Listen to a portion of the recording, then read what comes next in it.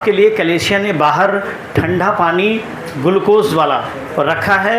तो आपको यदि किसी भाई बहन को लगता है बाहर ग्लास और सारी चीज़ की व्यवस्था है, बाहर जाकर उसको इस्तेमाल कर सकते हैं। अगर किसी को प्यास लगती है या जो बोतल लाए हैं बोतल में उसको भर सकते हैं, है ना, बोतल में भर के आप रख सकते हैं। ओके, आज का जो वचन है दूसरा कुरिन्थियों की किताब से उसके 8वें अध्याय से है और 1 पद से लेके 15 पद तक मैं चाहता हूं कि कोई भाई उठकर प्रभु की महिमा के लिए पढ़े। हालेलुया।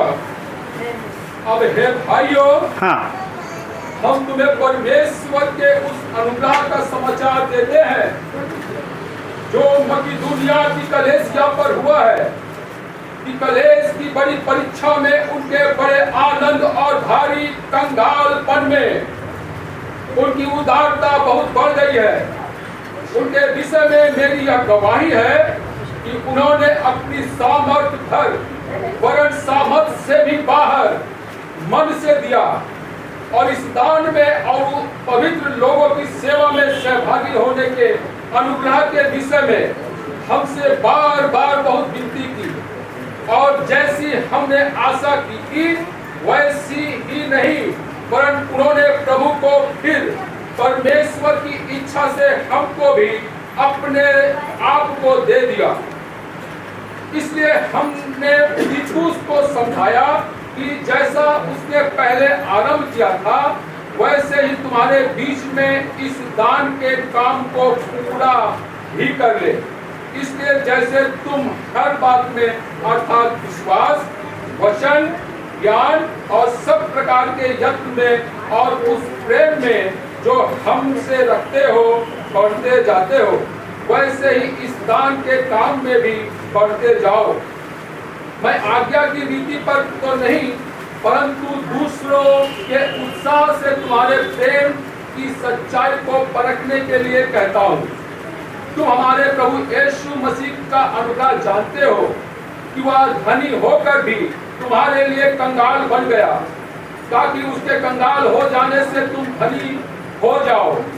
इस बात में मेरी सलाह यही है, यह तुम्हारे लिए अच्छा है जो 1 वर्ष से ना तो केवल इस काम को करने ही में परंतु इस बात के चाहने में भी प्रथम हुए थे।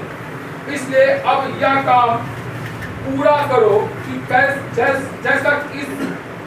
जैसा इच्छा करने में तुम तैयार थे वैसे ही अपनी पूंजी के अनुसार पूरा भी करो। क्योंकि यदि मन की तैयारी हो तो दान कर उसके अनुग्रह ग्रहण भी होता है जो उसके पास है, ना कि उसके अनुसार जो उसके पास नहीं। यह नहीं कि दूसरों को चैन और तुमको कलेश मिले, परंतु बराबरी के विचार से इस समय तुम्हारी बढ़ती उनकी घटी में काम आए, ताकि उनकी बढ़ती भी तुम्हारी घटी में काम आए कि बराबरी हो जाए। जैसा लिखा है, जिसने बहुत बटोरा उसका कुछ आशीष न निकला और जिसने थोड़ा बटोरा उसका कुछ कम न निकला। ये जो अध्याय है, ये अध्याय 8 जो है उसके 1 पद से लेकर 15 पद तक जब आपने अभी ध्यान दिया होगा अगर, तो आपको पता चला होगा कि ये जो अध्याय है वो दान के विषय में है। दान के विषय में, भेंट के विषय में और दशमांश के विषय में। किसके विषय में? दान के विषय में, भेंट के विषय में और दशमांश के विषय में है। बाइबल कहती है कि आपके दान करने से सेवा में और पवित्र लोगों में क्या होता है, हम सहभागी होते हैं। पवित्र लोगों की मदद के लिए और सेवा करने के लिए हम सहभागी होते हैं। और बाइबल कहती है इसको जो है अपनी इच्छा से नहीं पर प्रभु की इच्छा जानकर करो।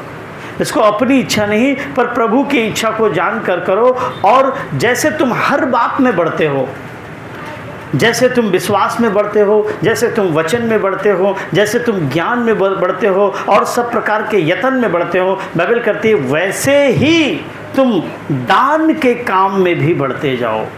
बाइबल बताती है कि आप हमारे प्रभु मसीह को देखो जो धनवान होकर भी हमारे और आपके लिए क्या हो गया, कंगाल बन गया। वो राजाओं का राजा था। यीशु मसीह को क्या कहते हैं? यहूदियों ने भी यीशु मसीह पे तो यही दोष लगाया कि वो कौन है, वो कौन है, वो यहूदियों का राजा है। तो हमारा प्रभु राजाओं का राजा होकर भी क्या हो गया, हमारे लिए कंगाल हो गया कि हम और आप क्या हो जाए, धनवान हो जाए। तो हमारे उस बढ़ती के अनुसार क्या करना है, हमें स्वेच्छा से इस काम को करना है, और इस काम को करने वालों में हमें पीछे वाला नहीं बनना है। बाइबल कहती है हमें प्रथम बनना है। यहाँ पे लिखा हुआ ना 10वें पद में, इस बात पे मेरा विचार यही है क्योंकि यह तुम्हारे लिए अच्छा है जो एक वर्ष से ना तो केवल इस काम के करने ही में परंतु इस बात के चाहने में भी प्रथम हुए हो। इस बात के चाहने में भी तुम क्या हुए हो, प्रथम हुए। तो दान देने वालों के विषय में ये बात है, और कहती है कि दान देने की इच्छा रखने में भी तुम प्रथम होने चाहिए, दान देने में तुम प्रथम होना चाहिए, क्योंकि जो भी कुछ करते हो परमेश्वर की इच्छा के लिए करते हो, परमेश्वर को महिमा देने के लिए करते हो।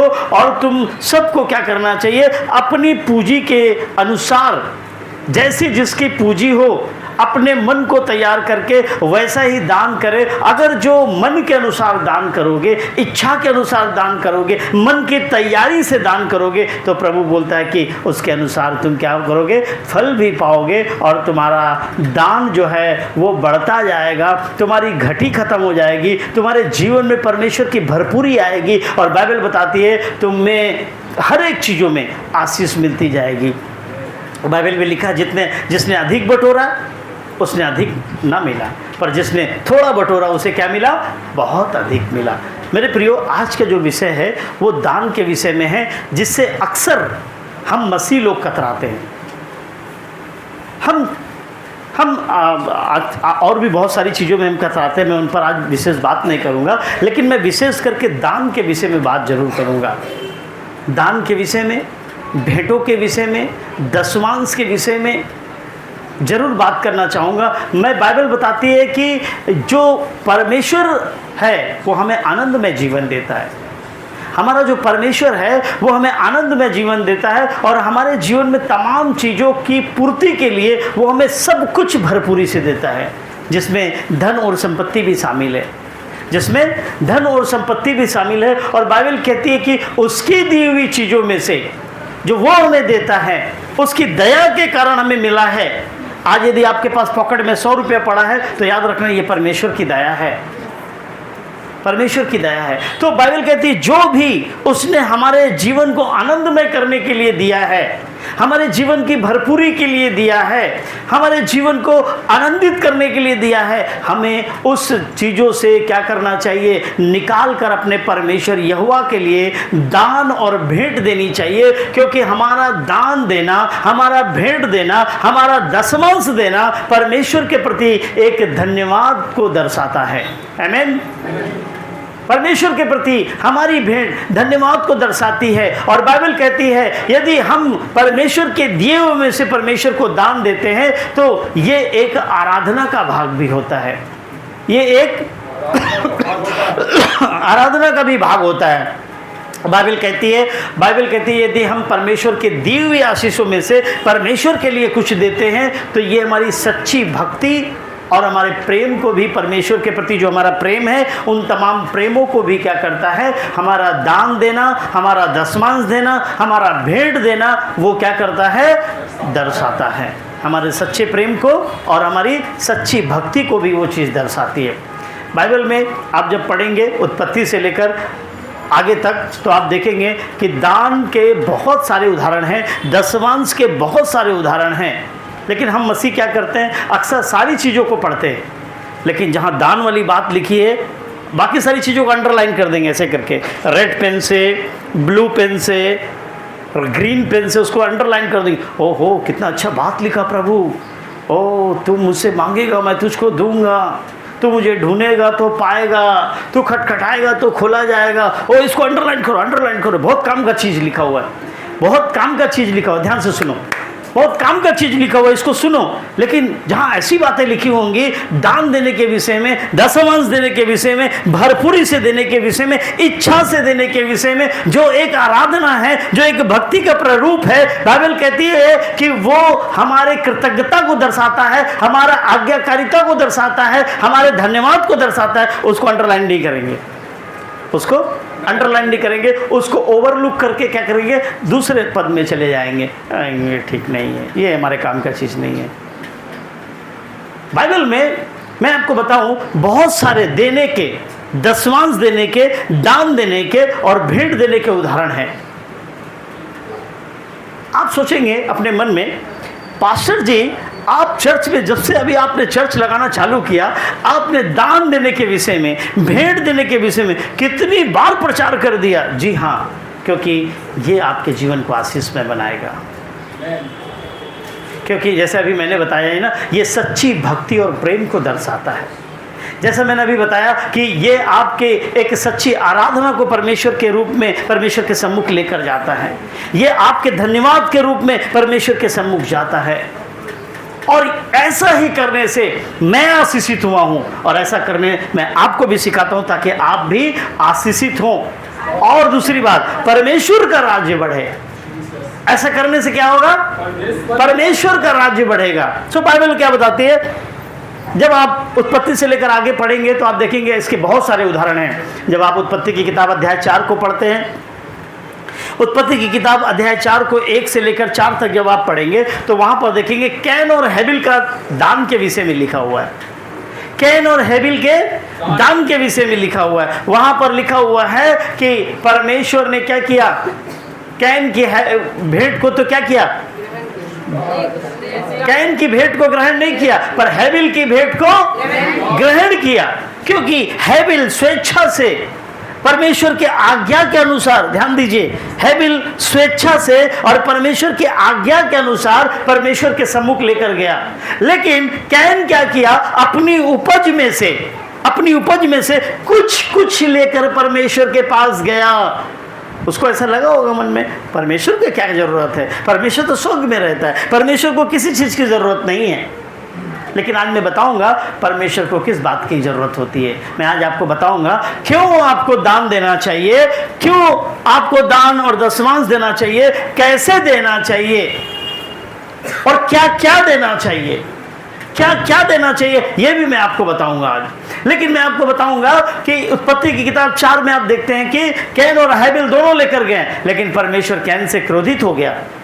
कैन की भेंट को उसने ग्रहण नहीं किया, पर उसने हेबिल की भेंट को क्या किया, ग्रहण किया, क्योंकि वो स्वेच्छा से दी हुई भेंट थी। आज्ञाकारिता की परिपूर्णता थी, वो आज्ञाकारिता की क्या थी, परिपूर्णता थी। और परमेश्वर ने इस बात को क्या किया, हेबिल की भेंट को धार्मिकता में गिना परमेश्वर ने। और आप देखेंगे उत्पत्ति में ही आगे आप जाएंगे, 28 अध्याय में जाएंगे, जब 28 अध्याय में जाएंगे तो वहां पर देखेंगे याकूब के दान को देखते हैं। आप याकूब के दान को देखते हैं 28 अध्याय में। आप जब 18 पद से लेकर 22 पद तक पढ़ेंगे, 28 अध्याय में, उत्पत्ति की 28 अध्याय में जब आप 18 से 22 तक पढ़ेंगे ब्रदर जी। और वो याकूब उठा, हाँ, और अपने तकिए का पत्थर लेकर उसका खंभा खड़ा किया, हाँ, और उसके सिर पर तेल डाल दिया। हाँ, उसने उस स्थान का नाम हाँ, बेतेल रखा, हाँ, पर उस नगर का नाम हाँ, पहले लूज था। हाँ, तब याकूब ने यह मन्नत मानी, हाँ, यदि परमेश्वर मेरे संग रहकर इस यात्रा में मेरी रक्षा करे, हाँ, और मुझे खाने के लिए रोटी, हाँ, और पहनने के लिए कपड़ा दे, हाँ, और मैं अपने पिता के घर में कुशल क्षेम से लौट आऊं, तो यहोवा मेरा परमेश्वर ठहरेगा। और यह पत्थर जिसका मैंने खंभा खड़ा किया है जी, परमेश्वर का भवन ठहरेगा। आमीन। और हालेलुया। हाँ, आगे पढ़िए। और जो कुछ तू मुझसे उसका दशमांश, मैं जो कुछ तू मुझे देगा उसका 10वां अंश मैं तुझे दूंगा। आमीन। जो कुछ तू मुझे देगा उसका 10वां अंश मैं तुझे दूंगा। तो ये आप बोलेंगे पास्टर जी तो 10वां अंश की बात लिखी, दान की बात नहीं लिखी। लेकिन आप सबसे पहले देखिए, जब उसने पत्थर खड़ा किया, उसने क्या चीज़ का 10वां दान दिया? वहाँ पर तेल का दान दे दिया। तेल को क्या किया? वहाँ समर्पित कर दिया। और ये अब याकूब के करीब क्या हुआ? ये एक दान के योग्य बात ठहरी और परमेश्वर ने उस दान को ग्रहण किया। और आपको पता है याकूब को परमेश्वर ने पूरे मार्ग में उसके मामा जी के घर पहुंचने तक से, मामा जी के घर पहुंचने तक और वहां से फिर उसको बढ़ने तक और फिर वहां से अपने पिता अब्राहम के घर आने तक क्या किया? परमेश्वर ने मदद किया। जब आप परमेश्वर को कुछ देना शुरू करते हैं तो परमेश्वर क्या करता है? आपकी हिफाजत की जिम्मेवारी वो ले लेता है।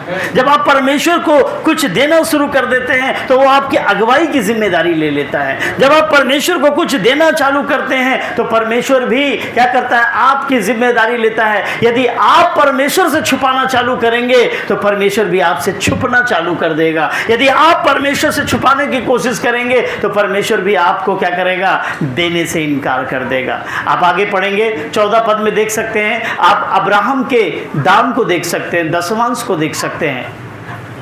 उत्पत्ति की किताब में अध्याय 14 और 17 पद, 17 से लेकर 20 तक का पढ़ेंगे तो पढ़ेंगे वहां पर हम अब्राहम के भी दान और 10वां अंश को देख पाते हैं। जी पढ़िए ब्रदर। जब वह कादोलाओमेर और उसके साथी राजाओं को जीतकर लौटा आता था, तब सादोम का राजा शाबे नामक तराई में, जो राजा की तराई भी कहलाती है, उससे भेंट करने के लिए आया। तब सालेम का राजा मलिकी सिदी, जो प्रधान ईश्वर का याजक था, रोटी और दाख मधु ले आया और उसने अब्राहम को यह आशीर्वाद दिया, परम प्रधान ईश्वर की ओर से, जो आकाश और पृथ्वी का अधिकारी है, तू धन्य हो और धन्य है परम प्रधान ईश्वर, जिसने तेरे विद्रोहियों को तेरे वश में कर दिया। तब अब्राहम ने उसको सब वस्तुओं का 10वांश दिया। तब अब्राहम ने उसको क्या दिया? सब वस्तुओं का 10वांश दिया। अब्राहम को फतेह दी परमेश्वर ने। अब्राहम को जो है संपत्ति लूटने के लिए परमेश्वर ने मदद की, शत्रुओं पर जय पाने के लिए परमेश्वर ने मदद की। और अब्राहम ने क्या किया? परमेश्वर की दया से उसने जो भी पाया वो क्या किया? उसने परमेश्वर के राज्य में क्या किया? 10वां अंश करके उसने क्या किया? चढ़ाया। 10वां अंश करके उसने चढ़ाया। बाइबल में आप लूका की किताब में एक विधवा स्त्री के जो है दान और भेंट को देख सकते हैं। लूका की किताब उसके 21 अध्याय में, लूका की किताब उसके 21 अध्याय में आप जब 1 से लेकर 4 तक पढ़ेंगे तो वहाँ मंदिर में आप एक विधवा स्त्री के दान देने की प्रक्रिया को देख सकते हैं, जिसने सारा दिन में 2 दमड़ियाँ कमाई थी और उसने 2 की 2 दमड़ियाँ क्या की? परमेश्वर के राज्य के लिए वहाँ पर क्या दे दिया? उसका कोई सहारा नहीं था, उसको कोई रोटी खिलाने वाला नहीं था, उसके जीविका का कोई दूसरा साधन नहीं था। उसने बड़ी मुश्किल से 2 दमड़ियाँ सारा दिन में इकट्ठा की थी और उसने इन तमाम 2 दमड़ियों को क्या किया? परमेश्वर के राज्य के लिए दे दिया। पढ़ेंगे ब्रदर। फिर उसने आंखें उठाकर धनवानों को अपना दान भंडार में डालते देखा। उसने एक कंगाल विधवा को भी उसमें 2 दमड़ियां डालते देखा।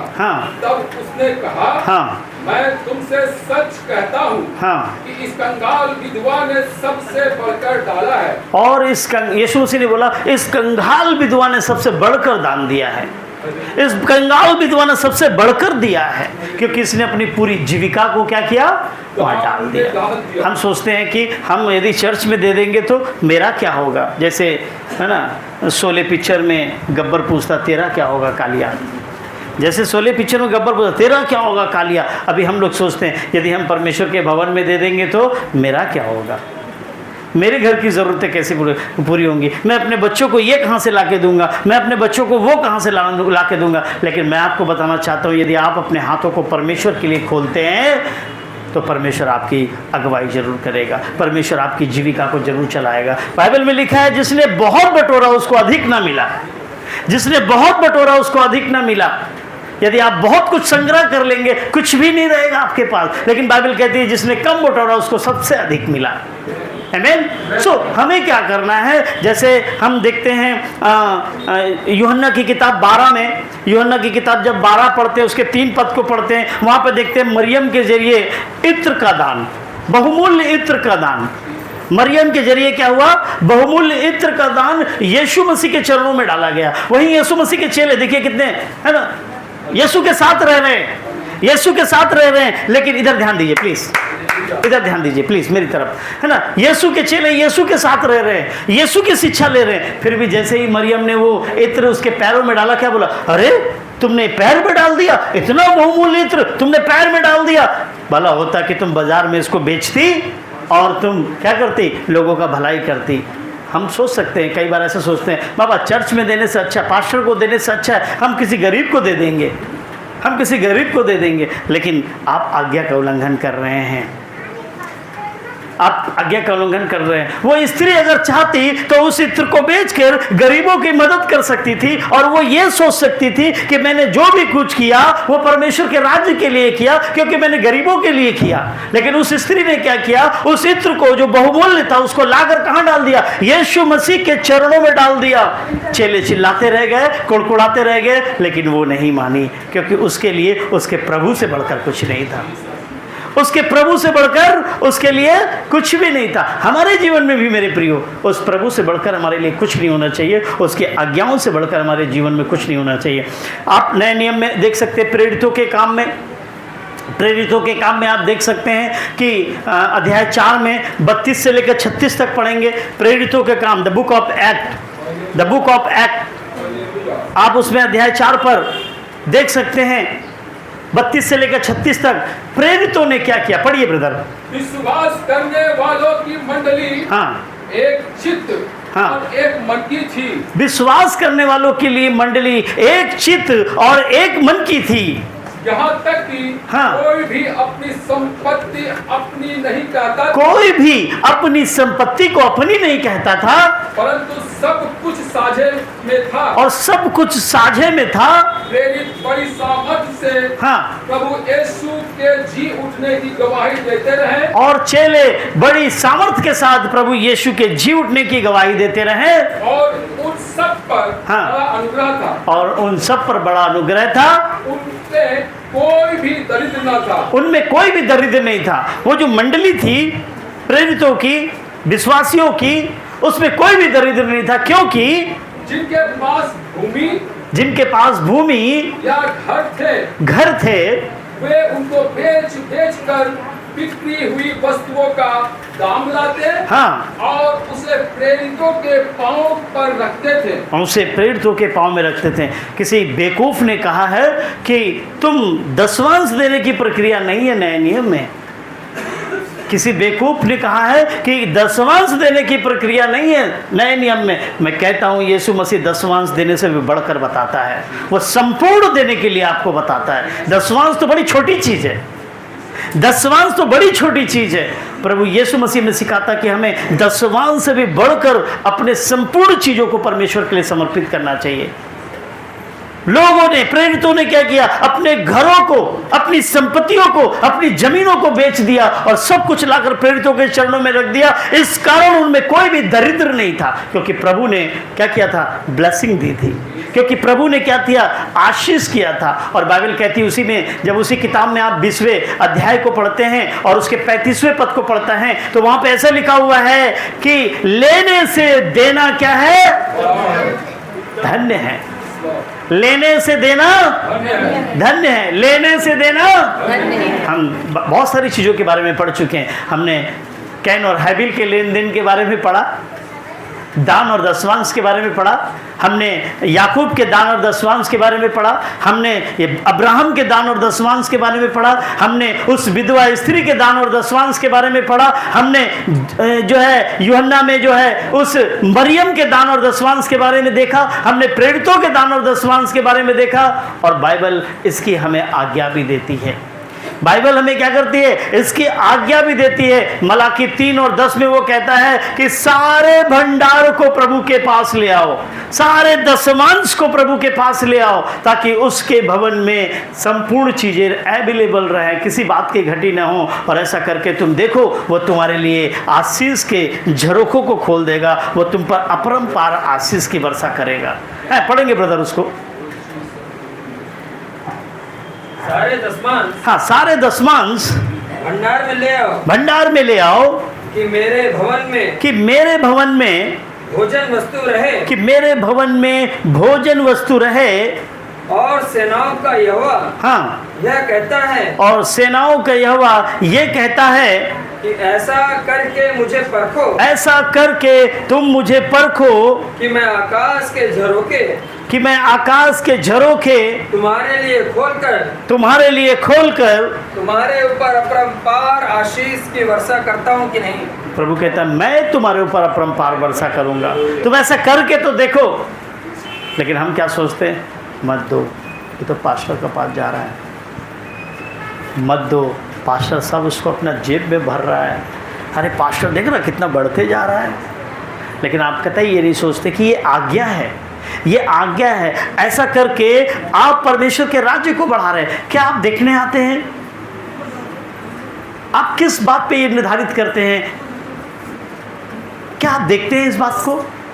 क्या आप इस बात में पास्टर के साथ रहते हैं कि पास्टर कितने लोगों की सहायता भी कर रहा है, कितने लोगों की मदद कर रहा है, कितने विधवाओं का घर चला रहा है?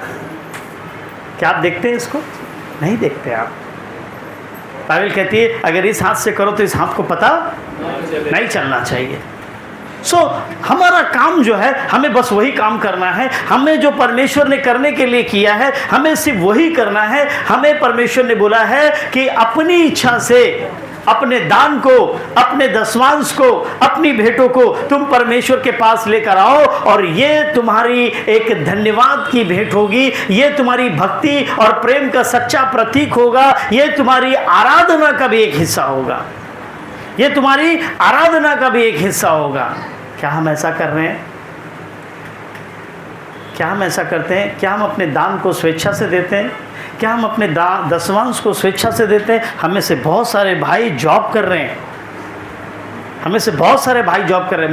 मुझे प्रतीत होता है, जहाँ तक हमारी कलीसिया में ऐसा कोई नहीं जो विदाउट जॉब हो, कुछ ना कुछ तो उनके इनकम का सोर्स है ही। मैंने ऐसे देखा है, बच्चों को दान और दशमांश देते हुए देखा है, जो स्कूल में पढ़ते हैं उन बच्चों को दान दशमांश देते हुए देखा है। वो अपनी पॉकेट मनी से निकाल कर क्या करते हैं, उनके फादर और उनकी मदर उनको जो पॉकेट मनी देते हैं, उस पॉकेट मनी से निकाल कर वो दान दशमांश देते हैं। आपको जो भी खुदा की कुव्वत से मिला है, आपको तमाम चीज़ें को परमेश्वर को देना चाहिए, ताकि परमेश्वर का अनुग्रह और परमेश्वर की दया आप पर हो। आप यदि परमेश्वर से छुपाएंगे, यदि आप परमेश्वर से बचेंगे, यदि आप इन बातों में परमेश्वर से भागने की कोशिश करेंगे, तो क्या परमेश्वर आपके करीब रहेगा? परमेश्वर कहेगा जो मेरी आज्ञा को नहीं मानता उसको मैं आशीष नहीं कर सकता, जो मेरा आज्ञा नहीं मानता वो मेरा विरोधी है। इसलिए हमें क्या करना है, दान और भेंट और दशमांश की सेवा को बड़ी स्वेच्छा से करना चाहिए। अब आज हम सीखेंगे कि हमें क्या क्या करना है, कैसे करना है और क्यों करना है।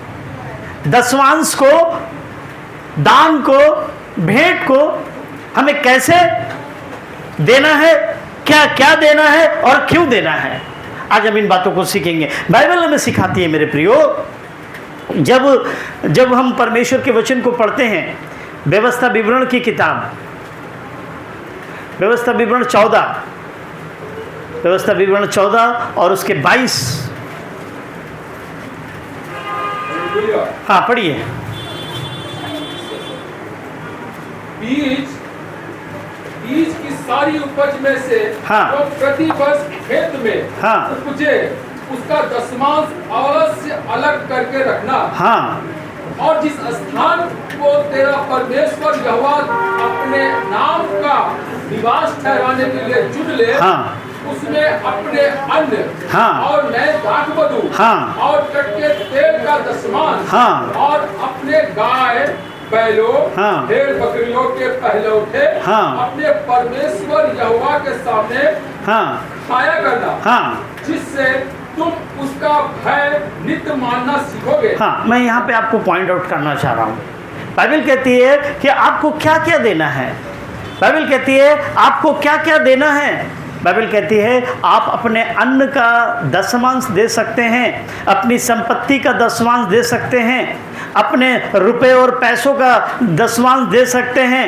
हर एक पहलौठी चीज़ जो आपका परमेश्वर प्रतिवर्ष आपको देता है वो परमेश्वर के सम्मुख लाया जाए, और ये ऐसा करके क्या करना है, हम उसका भय नित्य मानना सीखेंगे। हम उसका भय नित्य मानना सीखेंगे। ये भय की बात है कि हमें परमेश्वर के सम्मुख हमें इनको लाना है, क्योंकि अगर हम ऐसा करते हैं तो परमेश्वर जानता है कि हम उसका भय मानते हैं। हालेलुया। और जब हम पढ़ते हैं परमेश्वर के वचन को, नीति वचन की किताब उसके 3 और 9 को पढ़ते हैं। नीति वचन 3 और 9 को, वहाँ पे लिखा हुआ है, अपनी संपत्ति के द्वारा और अपनी भूमि की पहली उपज दे देकर यहोवा की प्रतिष्ठा करना। इस प्रकार, और मैं कहूँगा इसी कारण तेरे खत्ते भरे और पूरे रहेंगे, और तेरे रसकंडों में नया दाख मधु उमड़ता रहेगा। अपनी भूमि का अंश, अपनी संपत्ति का अंश, अपनी कमाई का अंश, अपने गाय बैलों का अंश, अपने अनाज का अंश तुम परमेश्वर के सम्मुख ला सकते हो। और बाइबल कहती है, जब आप व्यवस्था विवरण 16 का पढ़ते हैं, 16 का 16 और 17 पढ़ते हैं, तो वहाँ पर ऐसा लिखा हुआ है कि जब तुम परमेश्वर के सम्मुख आते हो, जब तुम परमेश्वर के सम्मुख आते हो तो कभी भी परमेश्वर के सम्मुख छूछे हाथ मत आना। छूछे हाथ परमेश्वर के सम्मुख ना आना, नहीं तो तुम्हारा परमेश्वर क्या होता है, इस बात से क्रोधित होता है। पढ़ लीजिए, वचन को पढ़ लीजिए। वर्ष में 3 बार अर्थात हाँ अख़मीरी रोटी के पर्व, हाँ, और सप्ताहों के पर्व, हाँ, और झोपड़ियों के पर्व, हाँ, इन तीनों पर्वों में तुम्हारे सब पुरुष हाँ, अपने परमेश्वर यहोवा के सामने, हाँ, उस स्थान में, हाँ, जो वह चुन लेगा, हाँ, जाए, हाँ, और देखो, हाँ, छूछे हाथ यहोवा के सामने कोई न जाए। हाँ, देखो यहोवा के सामने कोई भी छूछे हाथ मत जाना, खाली हाथ मत जाना, या अपना खाली हाथ परमेश्वर को नहीं दिखाना। अपना खाली हाथ, हाँ बोलिए, अपना खाली हाथ। परमेश्वर जानता है आपकी बंद मुट्ठी में क्या है, परमेश्वर ये भी जानता है आपके मन के अंदर क्या है। इसीलिए बाइबल कहती है कोई भी छूछे हाथ परमेश्वर के पास नहीं जाना। आप जितने हर्ष से परमेश्वर और परमेश्वर के राज्य के लिए करते हैं, परमेश्वर के लोगों के लिए करते हैं, पवित्र जन के लिए करते हैं, बाइबल कहते हैं उसका प्रतिफल आपको मिलेगा। आमीन, आमीन, आमीन। सो क्या करना है, हमें परमेश्वर के राज्य के लिए देने वाला होना है। और कैसे देना है, बाइबल कहती है कैसे देना है। बाइबल में लिखा है निर्गमन की किताब और उसके 35 और 5 में, निर्गमन की किताब उसके 35 और 5 में लिखा हुआ है, 5 से लेकर 9 तक पढ़ेंगे तो वहां पे लिखा है कि स्वेच्छा से देना है। कैसे? स्वेच्छा से देना है। लिखिए, पढ़िए 5 से 9 तक।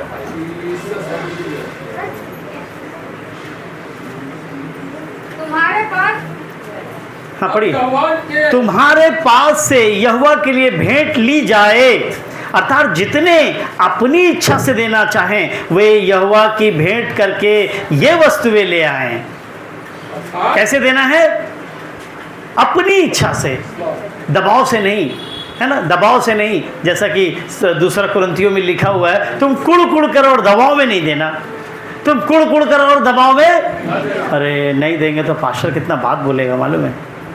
पास्टर का चिंता मत करना, प्रभु का चिंता करना कि प्रभु क्या बोलेगा। पास्टर का चिंता मत करना। ना पास्टर आपको आशीष कर सकता है और ना आपको श्रापित कर सकता है, क्योंकि मैं भी आपके जैसा मनुष्य हूँ। हाँ, मैं आपके लिए मार्ग दिखाने के लिए खड़ा हूँ, तो आपने खाली उतना भय मानना है, ठीक है ना। बाइबल में लिखा है जितने अपनी इच्छा से देना चाहें, यानी कि कैसे देना है?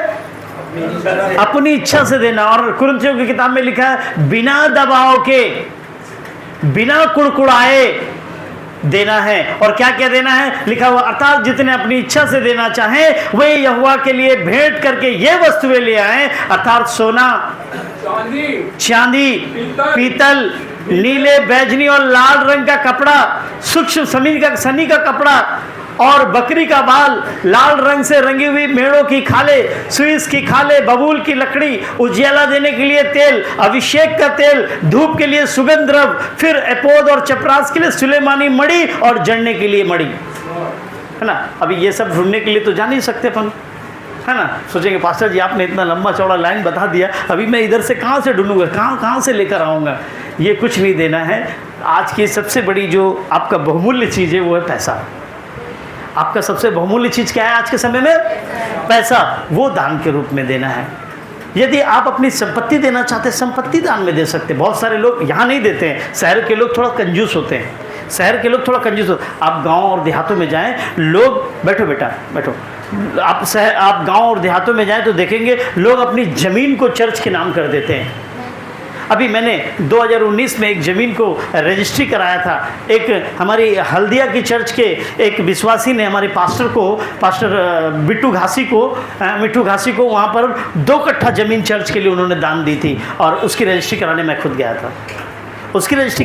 गया था। तो जिसके पास ज़मीन है वो ज़मीन दे सकता है, जिसके पास रुपया है वो रुपया दे सकता है, अगर किसी प्रकार की संपत्ति है संपत्ति दे सकता है, भवन है भवन दे सकता है, अगर कुछ भी नहीं है तो अपने समय को दे सकता है। कुछ नहीं है तेरे पास, प्रभु जानता है सब कुछ, तो अपने समय को दे दे, क्योंकि समय भी किसने दिया तुझे? समय भी किसने दिया है? किसने दिया? और उसको भी आज हम छुपाते हैं, चुराते हैं। नहीं जाना पड़े तो ठीक है, चर्च नहीं जाना पड़े तो ठीक है, सेवा में नहीं जाना पड़े तो ठीक है, पास्टर के घर काम करने के लिए नहीं जाना पड़े तो ठीक है, चर्च में आकर ये सारा दरी बिछाने का काम, ये कारपेट बिछाने का काम नहीं करना पड़े तो ठीक है। हम समय भी देना नहीं चाहते, ना संपत्ति देना चाहते हैं, ना धन देना चाहते हैं, ना जमीन देना चाहते हैं, ना घर देना चाहते हैं और समय भी नहीं देना चाहते हैं। लेकिन बाइबल कहती है कि हमें तमाम चीज़ें जो खुदा बाप ने हमें दी हैं उसका दान, उसका भेंट, उसका 10वां हिस्सा हमें परमेश्वर को जरूर से जरूर देना चाहिए। बाइबल में लिखा है, जब आप दूसरा कुरिन्थियों की किताब पढ़ते हैं मेरे प्रियो, दूसरा कुरिन्थियों की किताब मैं जल्दी खत्म करना चाहूँगा। दूसरा कुरिन्थियों की किताब उसके 9वें अध्याय को पढ़ेंगे, 9वें अध्याय 6 से लेकर 15 तक पढ़ेंगे। वहाँ पे लिखा हुआ है, हाँ बहुत ध्यान देंगे यहाँ पर, आप लोग बहुत ध्यान देना, ठीक है। चलिए, परंतु यह बात, हाँ जो थोड़ा बोलता है, परंतु बात तो यह, ठीक से पढ़िए ब्रदर, परंतु बात तो यह है, परंतु बात तो यह है, जो थोड़ा बोलता है, जो थोड़ा बोता है वह थोड़ा काटेगा भी। वो थोड़ा काटेगा। ये जो है बोने और काटने का सिद्धांत है। देना जो है वो बोने और काटने का सिद्धांत है मेरे भाई बहन। दान देना, दशवांश देना, भेंट देना, ये बोने और काटने का सिद्धांत है। मैं आपसे कह देता हूं, जो बोओगे वो काटोगे जरूर। आज 1 रुपया बोओगे तो 1 रुपया काटोगे, 10 रुपया बोओगे 10 रुपया काटोगे। और जब प्रभु देना अगर इच्छा से देते हो तो प्रभु उस 1 को 1000 करके वापस करेगा। प्रभु के वचन में मुझे वो वर्ष याद नहीं आ रहा, लेकिन मैंने पढ़ा प्रभु किसी का भी 1 रुपया उधार नहीं रखता है, वो 1 का 1000 करके वापस करता है। और यहाँ पे लिखा हुआ है, परंतु बात तो यह है कि जो थोड़ा बोता है वो थोड़ा काटेगा भी, और जो बहुत बोता है वो बहुत काटेगा। ये मैं नहीं बोल रहा हूँ, पास्टर पॉल नहीं बोल रहे हैं, ये पास्टर पॉल की बात नहीं है, ये प्रभु की बात है। पास्टर पॉल की बात माने या ना माने वो कोई बात नहीं, ठीक है चलेगा, लेकिन प्रभु की बात जरूर माने। वहाँ लिखा है, हर एक जन जैसा मन में ठाने वैसा ही दान करे, ना कुड़ के और ना दबाव से, क्योंकि परमेश्वर हर्ष से देने वालों से प्रेम करता है। किससे प्रेम करता है? जो दिल से प्रेम करता है। एक बहन ने मुझे पिछले दिन बोला, पास्टर जी आप टेंशन मत कीजिए। मैंने कहा मुझे जाना है, कल मैं शनिवार है, जाऊंगा बाजार और एक डब्बा लेकर आऊँगा चर्च के लिए। उस बहन ने मुझसे बोला, पास्टर जी आपको जाने का ज़रूरत नहीं है, मैं डब्बा ला के दूँगी, मैं डब्बा ला के दूँगी। ये हुआ हर्ष दे देना। और मैं कहता हूँ भले उसका प्रतिफल मैं ना दे पाऊँ, मैं दे भी नहीं सकता, लेकिन परमेश्वर के खाते में वो लिख गया और परमेश्वर निस्संदेह उसको वापस करेगा। और परमेश्वर जब वापस करता है, कैसे करता है? सूत समेत वापस करेगा परमेश्वर। कैसे? सूत समेत वापस करेगा, है ना। क्या लिखा हुआ है? हर एक जन जैसा मन में ठाने वैसा ही दान करे, ना कुड़ के और ना दबाव से, क्योंकि परमेश्वर हर्ष से देने वालों से प्रेम करता है। आगे लिखा हुआ है, परमेश्वर सब प्रकार का अनुग्रह तुम्हें बहुत याद से दे सकता है। यदि तुम दान दोगे, दशमांश दोगे, तो बाइबल कहती है परमेश्वर भी तुम्हें सब प्रकार का अनुग्रह बहुत याद से बढ़ चढ़ कर देगा, जिससे हर बात में और हर समय सब कुछ जो तुम्हें आवश्यक है तुम्हारे पास रहे, और हर एक भले काम के लिए तुम्हारे पास बहुत कुछ हो। आगे लिखा हुआ है, जैसा लिखा है उसने, क्या लिखा हुआ पढ़ेंगे 9 पद।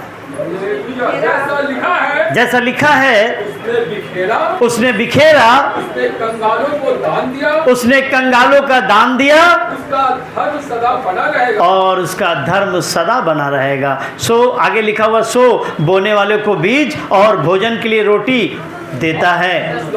वह तुम्हें बीज देगा और उसे फलवंत करेगा और तुम्हारे धर्म के फलों को बढ़ाएगा। आमीन, आमीन। और क्या लिखा हुआ है?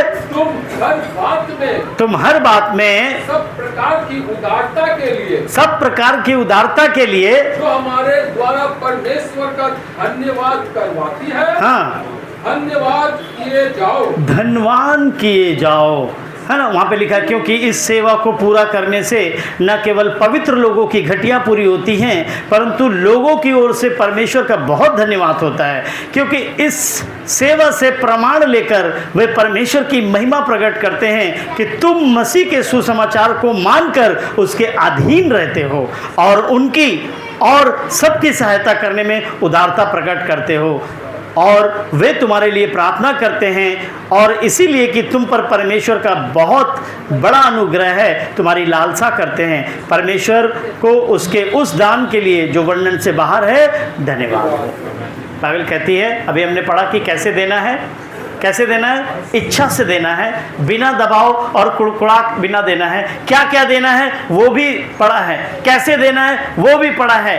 अब देने के क्या फ़ायदे होंगे वो मैं आपको बताना चाहूँगा। बाइबल में लिखता है, यदि आप दान, दशमांश और भेंट को परमेश्वर के पास लेकर आते हैं तो बाइबल कहती है परमेश्वर इस बात से प्रसन्न होता है। क्या हम परमेश्वर को प्रसन्न करना चाहते हैं? हम सोचते हैं कि परमेश्वर प्रसन्न हो या ना हो, मेरी पॉकेट का माल मेरे पास ही रहे, मेरी पॉकेट का माल मेरे पास ही रहे। परमेश्वर प्रसन्न होता है या नहीं होता है, इससे कोई फ़र्क नहीं पड़ता है। लेकिन अगर हम दान देते हैं, दशमांश देते हैं और भेंट को लेकर आते हैं, बाइबल कहती है इससे हम परमेश्वर को प्रसन्न करते हैं, और बाइबल बताती है कि हम अपनी भक्ति को प्रकट करते हैं, अपनी भक्ति की कृतज्ञता को प्रकट करते हैं कि प्रभु में हम उसके भक्त हैं जो उसकी आज्ञाओं को मानते हैं। आमीन। बाइबल कहती है कि जब हम दान देते हैं, जब हम दशमांश देते हैं, अकॉर्डिंग टू जो भी हमने पढ़ा है 9 अध्याय 6 से लेकर,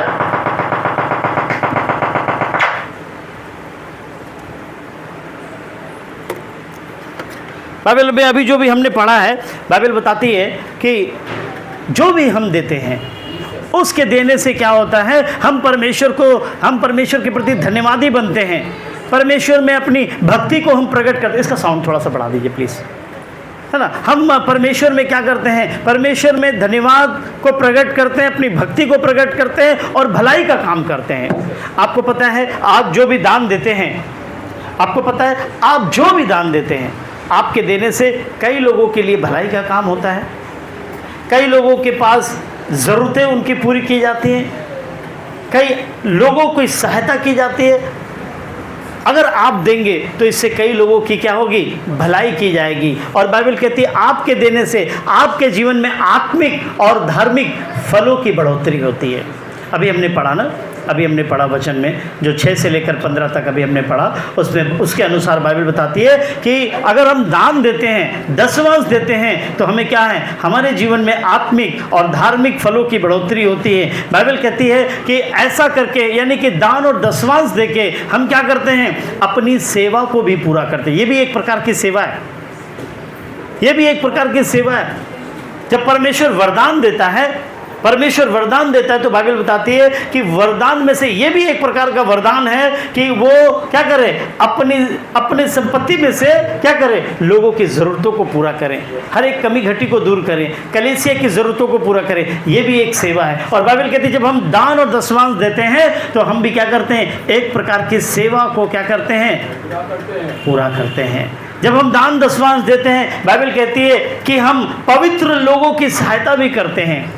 आपके दान देने से, आपके दशमांश देने से परमेश्वर ने जिन पवित्र लोगों को आपके बीच में ठहराया है उनकी भी सहायता होती है।